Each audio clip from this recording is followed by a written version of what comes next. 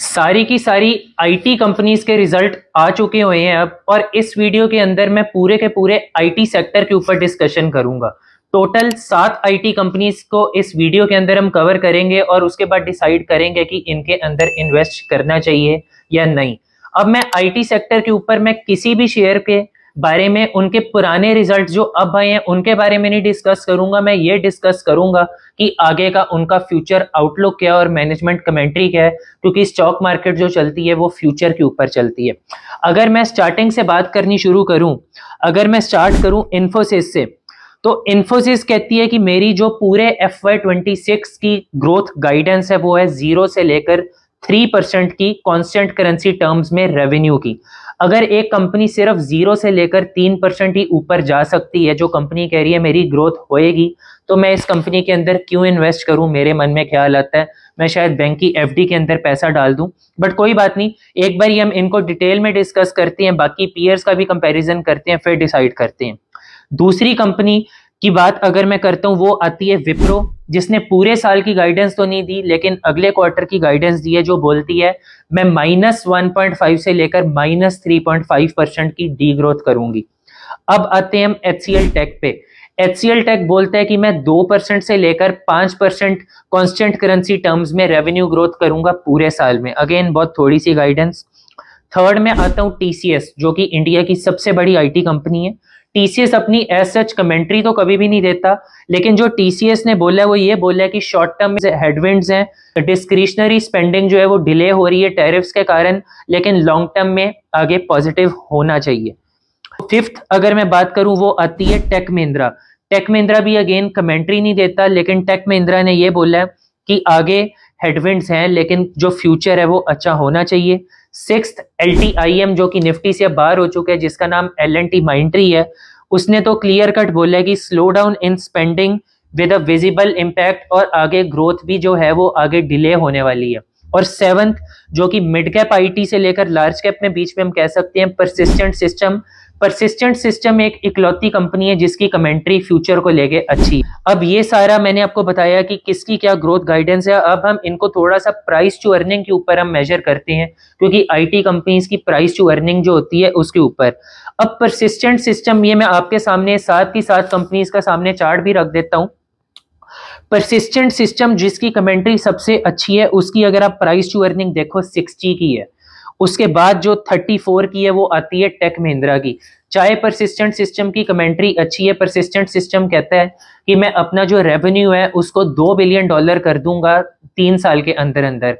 इसका जो अभी रेवेन्यू है वो है कुछ 12,000 करोड़ का। $2 बिलियन हो गया ऑलमोस्ट 19,000 करोड़, मतलब 12,000 से बढ़ के 19,000 करोड़ उसका रेवेन्यू जा सकता है। तो लेकिन स्टिल उसकी जो प्राइस टू अर्निंग है वो काफी ज्यादा एक्सपेंसिव है। इन्फोसिस की बात करें सिर्फ 23 की पी, लेकिन रेवेन्यू ग्रोथ गाइडेंस सिर्फ 0 से लेकर 3%। सेम चीज TCS 25 की पी, लेकिन ग्रोथ गाइडेंस आगे अच्छी नहीं है। HCL टेक 24 की पी, जिसकी सबसे अच्छी ग्रोथ गाइडेंस आई है, वो भी सिर्फ 2 से लेकर 5%। विप्रो 19, जो कि सबसे सस्ता है प्राइस टू अर्निंग में, लेकिन कंपनी कह रही है मैं डी ग्रो करूंगी। अब इन्फोसिस, TCS, HCL, विप्रो और LTIM, ये सारे के सारे प्राइस टू अर्निंग मेजर्स पे तो ठीक है, लेकिन इनकी आगे ग्रोथ गाइडेंस जो है काफी ज्यादा खराब है। परसिस्टेंट, जिसकी ग्रोथ गाइडेंस काफी ज्यादा अच्छी है, लेकिन वो प्राइस टू अर्निंग मेजर पे काफी ज्यादा एक्सपेंसिव है। और सेवंथ टेक महिंद्रा। टेक महिंद्रा 34 की प्राइस टू अर्निंग पे है, लेकिन अगेन कंपनी कहती है कि आगे हेडविंड्स हैं।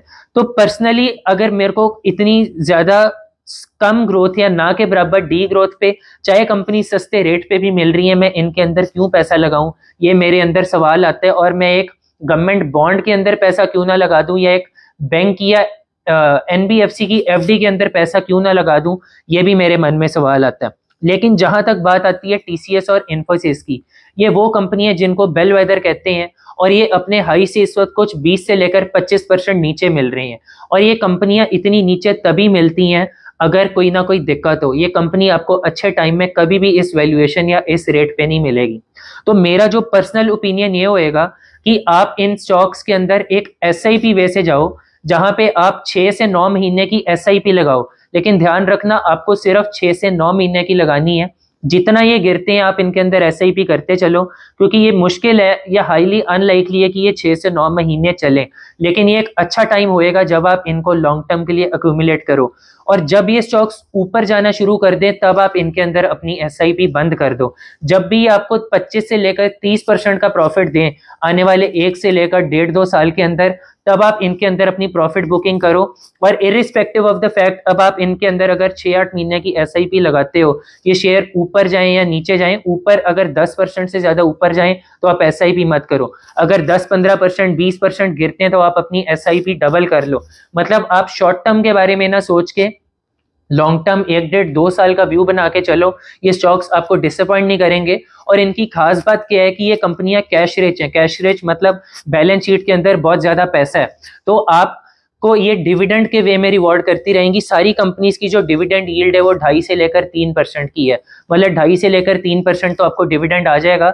साथ में टीसीएस जैसी या इन्फोसिस जैसी कंपनीज, इनके बायबैक भी आते रहते हैं, जो कि यूजुअली 15 से लेकर 18% प्रीमियम पे होते हैं, जिसपे आप अपने शेयर टेंडर कर सकते हो। तो आप इनके अंदर एक लॉन्ग टर्म का नजरिया बनाओ, शॉर्ट टर्म को भूल जाओ। ये स्टॉक्स आपको अच्छा रिवॉर्ड कर सकते हैं, लेकिन जब मैं अच्छे की बात करता हूँ वो 20 से लेकर 30% के बीच में मैं रिवॉर्ड की बात करता हूँ। तो आप इस नजरिए से इनको ले सकते हो। अगर आप इससे ज्यादा एक्सपेक्ट करते हो तो आपको इन स्टॉक्स को अवॉइड करना चाहिए। और शॉर्ट टर्म में मेरे को लगता है इनके अंदर और पेन आ सकती है। लॉन्ग टर्म का व्यू बना के चलो। अगर आपको वीडियो अच्छी लगे तो इसको लाइक बटन जरूर दबा देना। अपने दोस्तों को, अपनी फैमिली मेंबर्स को भी मेरा चैनल जरूर आप आगे रिकमेंड करिए अगर मेरा चैनल अच्छा लगता है। और अगर सब्सक्राइब नहीं किया तो सब्सक्राइब बटन दबा दें। Thank you.